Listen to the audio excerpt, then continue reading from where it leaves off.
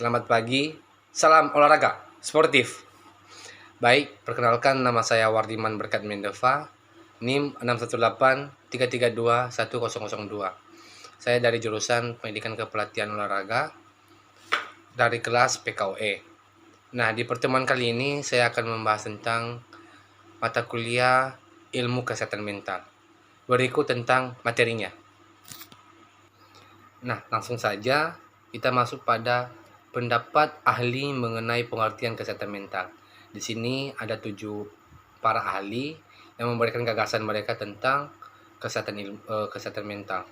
Di mana yang pertama itu menurut Piper dan Uden 2006, kesehatan mental adalah suatu keadaan di mana seseorang tidak mengalami perasaan bersalah terhadap dirinya sendiri, memiliki estimasi yang realistis terhadap dirinya sendiri, dan dapat menerima kekurangan atau kelemahannya, kemampuan menghadapi masalah-masalah dalam hidupnya, memiliki kepuasan dalam kehidupannya, serta memiliki kebahagiaan dan dalam kehidupannya.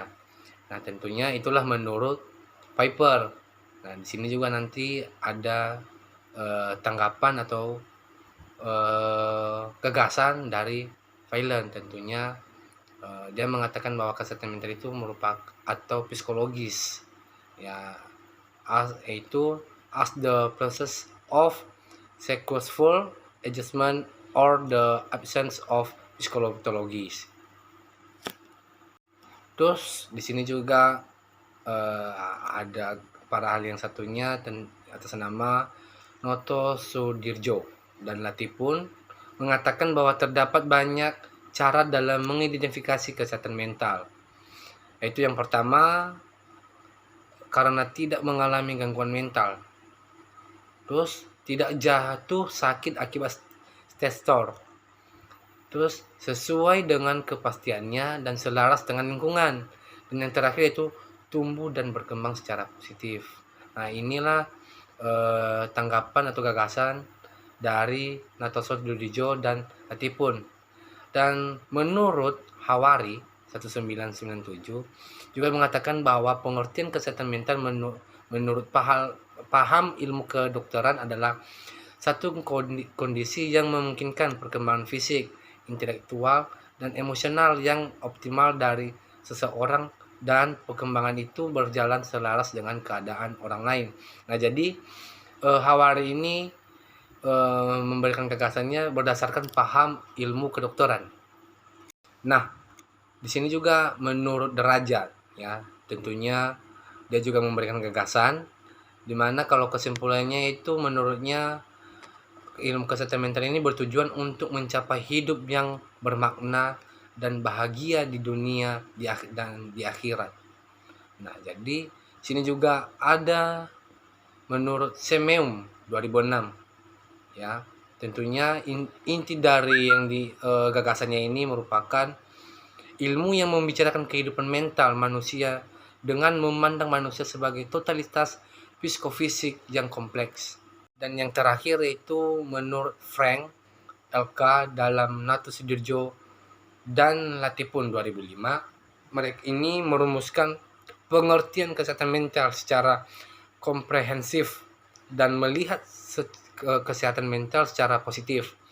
Nah, dia mengemukakan bahwa kesehatan mental adalah orang yang terus-menerus tumbuh, berkembang dan matang dalam kehidupannya, menerima tanggung jawab, menemukan penyesuaian, atau tanpa membayar terlalu tinggi biayanya sendiri atau oleh masyarakat, dalam berprestasi, dalam memelihara aturan sosial dan tindakan dalam budayanya. Nah, itulah mengenai 7 gagasan para ahli. Nah, sekarang kita masuk mengenai hakikat ilmu kesehatan mental. Nah, di sini ada 3 hakikat ilmu kesehatan mental. Ada 3 aspeknya. Nah, yang pertama itu ontologi, epistemologi, dan aksiologi. Apa itu ontologi? Ontologi itu merupakan salah satu kajian filsafat yang paling kuno dan berasal dari Yunani.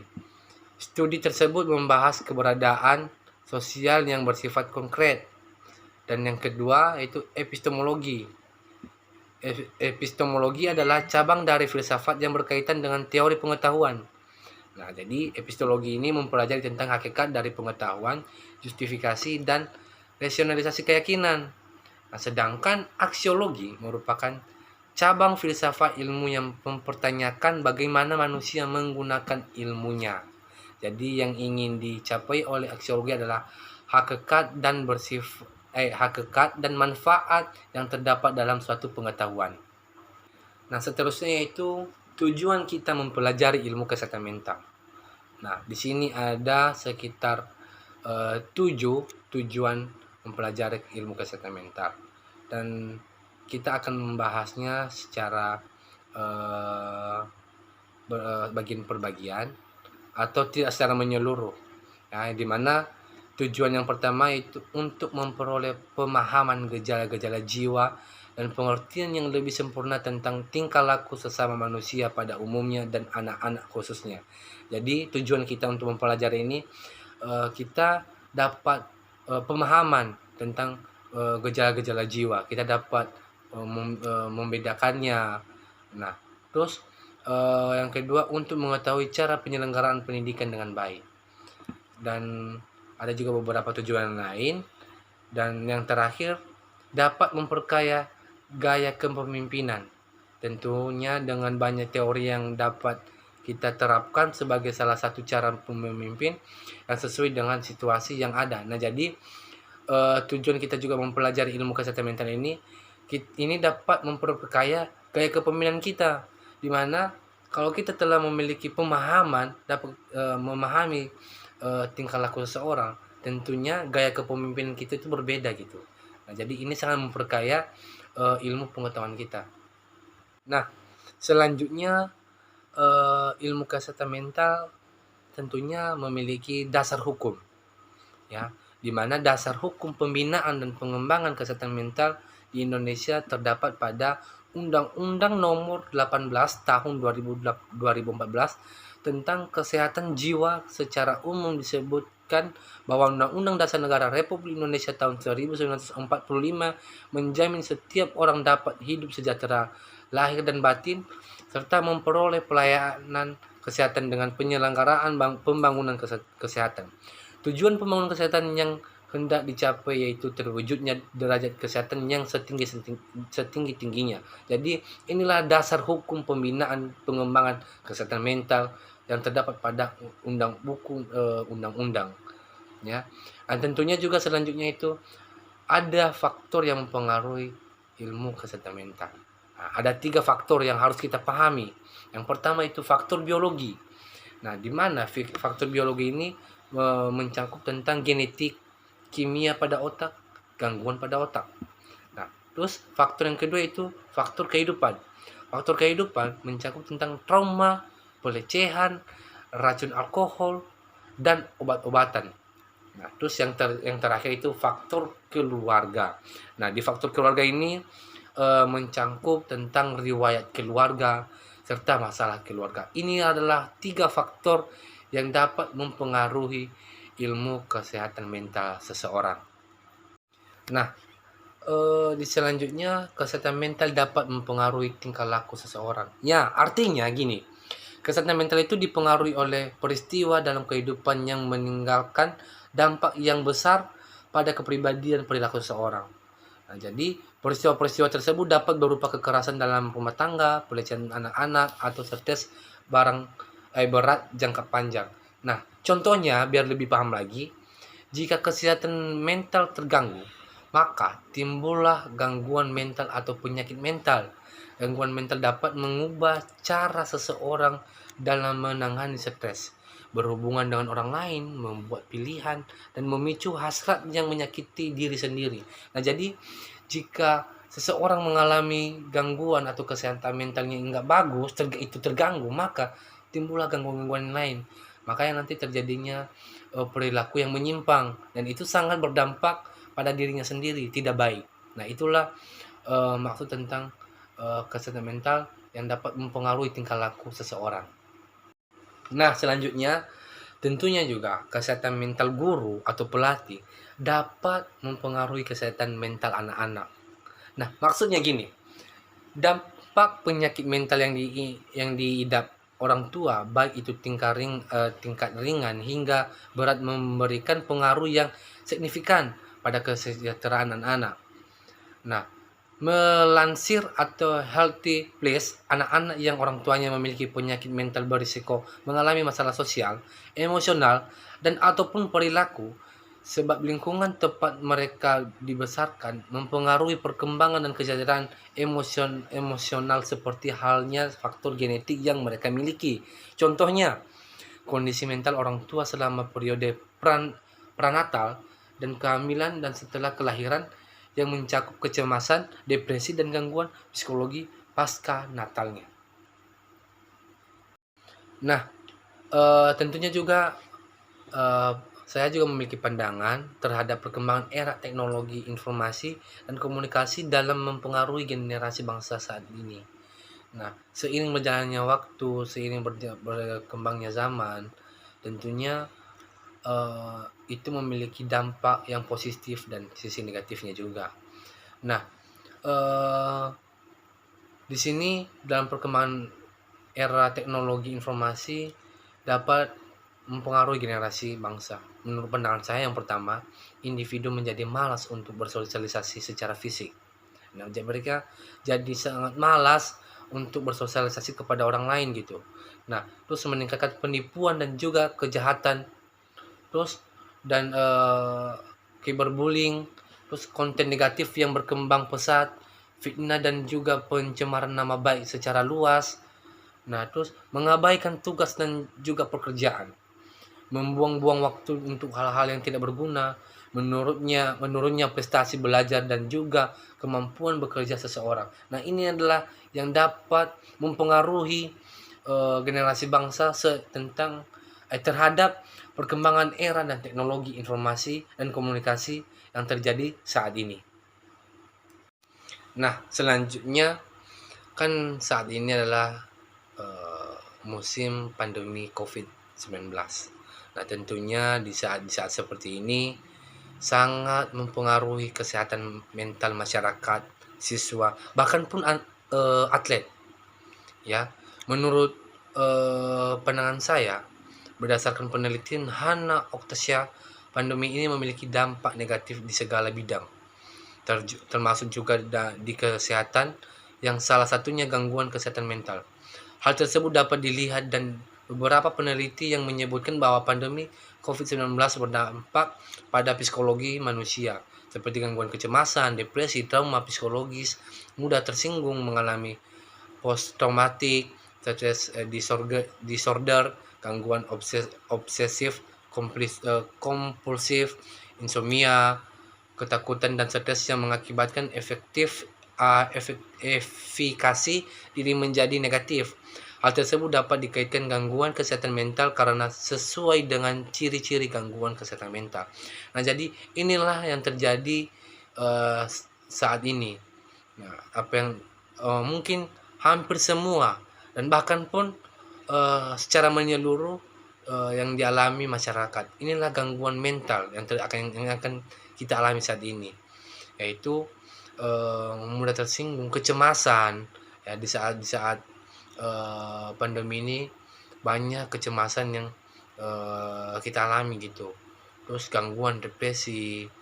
Nah, inilah yang harus kita ketahui dan yang sedang terjadi saat ini.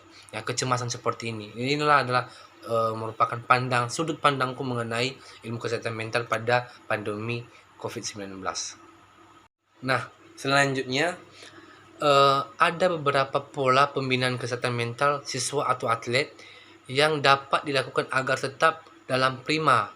Nah, yang pertama itu bimbingan dan konseling. Ya, kita harus dapat membimbing dan selalu mengarahkan mereka berupa petunjuk, pengarahan, bimbingan, koreksi dalam upaya menghadapi permasalahan pribadi, sehingga atlet mampu mengatasi permasalahan-permasalahan yang menghambat gangguan pikiran, perasaan, serta lebih lanjut mampu mengembangkan diri sendiri secara positif, konstruktif. Nah, jadi kita harus tetap membina mereka. Nah, terus yang kedua, pembinaan mental yang merupakan program latihan jangka panjang dilakukan untuk menguatkan kemauan, yang mengontrol stabilitas emosional dan mengembangkan pemikiran, sikap dan tingkah laku serta meningkatkan kinerja atlet. Nah, yang selanjutnya itu mental training atau MT. Mental training ini merupakan latihan jangka panjang dalam sistematis untuk berkembang dan belajar mengendalikan tingkah laku, ya, penampilan emosional dan mood. Nah, terus setiap orang selalu menghadapi situasi psikologi, harapan untuk sukses dan ketakutan akan gagal. Melalui mental training, akibat-akibat negatif relatif lebih mudah diatasi. Nah, jadi mental training ini merupakan latihan jangka panjang, ya. Ini juga salah satu pengobatan atau ibaratnya seperti terapi yang harus kita lakukan untuk menjaga kesehatan mental mereka. Nah, terus tujuannya ini yaitu untuk meningkatkan kemampuan dan ketahanan, ya, kemampuan dan ketahanan mental atlet yang mengandung kesanggupan untuk mengembangkan kemampuan dalam bagaimanapun menghadapi hambatan dari dalam diri maupun dari luar saat pertandingan. Nah, jadi ini sangat berguna untuk atlet, untuk kemampuan pertahanan mereka. Nah, selanjutnya yang terakhir, ada 6 jenis mental training beserta penerapannya. Nah, yang pertama yaitu berpikir positif. Berpikir positif dimaksudkan sebagai cara berpikir yang mengarahkan sesuatu ke arah yang positif, melihat segi baiknya. Hal ini perlu dibiasakan bukan saja oleh atlet, tetapi terlebih-lebih bagi pelatih yang melihatnya.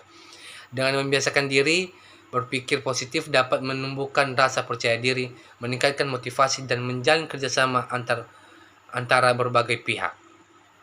Nah, selanjutnya itu penetapan sasaran atau goal setting. Nah, penetapan sasaran atau goal setting ini sangat diperlukan, yaitu agar atlet memiliki arah yang harus dituju. Sasaran tersebut bukan hanya berupa hasil akhir atau output dari mengikuti suatu kejujuran.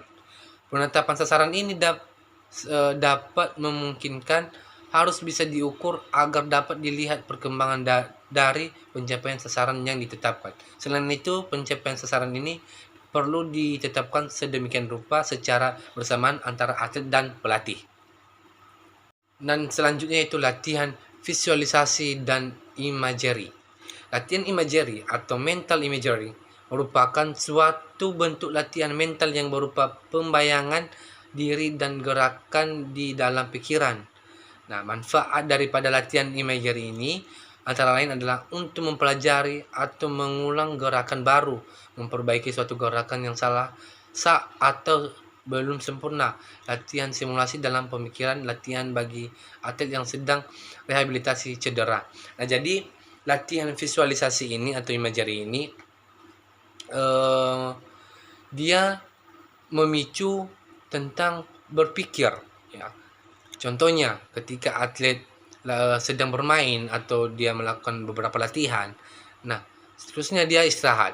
Nah, di saat dia istirahat tentunya dia akan berpikir tentang gerakan-gerakan atau teknik yang barusan dilakukannya, itu tentang pengulangan, apakah gerakan yang dia lakukan itu benar atau salah. Tentunya kalau dia merasa masih ada kekurangan, tentunya dia akan mencari solusi untuk lebih menyempurnakannya lagi. Nah, ini adalah yang dimaksud dengan latihan visualisasi dan imagery. Dan selanjutnya itu latihan relaksasi. Nah, tujuan latihan relaksasi ini yaitu tujuan daripada latihan relaksasi termasuk pula latihan manajemen stres adalah untuk mengendalikan ketegangan, baik itu ketegangan otot maupun ketegangan psikologi. Nah, jadi tujuan latihan relaksasi ini untuk mengendalikan ketegangan, ya, untuk mengendalikan ketegangan, baik ketegangan otot maupun ketegangan psikologis, ya, cara berpikir seseorang, terutama itu buat atlet dan siswa. Dan selanjutnya yaitu latihan konsentrasi, ya. latihan konsentrasi. Latihan konsentrasi juga merupakan suatu keadaan di mana kesadaran seseorang tertuju pada suatu objek tertentu dalam waktu tertentu. Dalam olahraga, masalah yang paling sering timbul akibat terganggunya konsentrasi adalah berkurangnya akurasi lemparan, pukulan, tendangan, atau tembakan sehingga tidak mengenai sasaran. Nah, jadi dalam mengalami kesehatan mental atlet itu terganggu, tentunya kita harus melakukan latihan konsentrasi ya. Konsentrasi itu perlu ya, biar atlet bisa dengan leluas mengikuti pertandingan tanpa gangguan apapun ya. Karena konsentrasi itu sangat diperlukan oleh para atlet. Nah, selanjutnya itu membuat catatan harian latihan mental atau mental log. Nah, catatan latihan mental ini merupakan catatan harian yang ditulis setiap atlet selesai melakukan latihan atau cara lain yang berkaitan dengan olahraga. Dalam catatan latihan mental ini dapat ditulis pikiran, bayangan, ketentuan emosi, dan hal-hal yang dianggap penting dalam evaluasi oleh atlet. Nah, jadi maksudnya ini membuat catatan harian. Nah, setiap atlet melaksanakan kegiatannya beberapa latihan, tentunya untuk dia mudah menghafal, untuk dia mudah mengingatnya, tentu ada dibuatnya beberapa catatan harian. Tentunya apa gerakan dan teknik yang ia lakukan selama latihan barusan, tentu ia dapat mencoba mengimplementasikan kembali dengan cara membuat catatan harian biar dia tidak kelupaan lagi. Nah, dengan melakukan perubahan pola pikir akan hal-hal negatif tadi menjadi positif, atlet dapat menggunakan catatan latihan mental sebagai langkah baru setelah mengalami frustasi, keraguan, ketakutan, ataupun perasaan berdosa atau bersalah untuk kembali membangun sikap mental positif dan penuh kepercayaan diri. Nah, begitulah tentang pemaparan tentang ilmu kesehatan mental. Nah, jadi semoga ilmu yang disampaikan barusan tentang materi-materi yang saya baru jelaskan barusan, semoga dapat bermanfaat bagi teman-teman semua dan terutama juga buat para atlet ya. Tentunya ilmu yang barusan disampaikan semoga dapat berguna dan bermanfaat buat kita semua. Dan akhir kata saya ucapkan terima kasih. Selamat pagi. Salam olahraga sportif.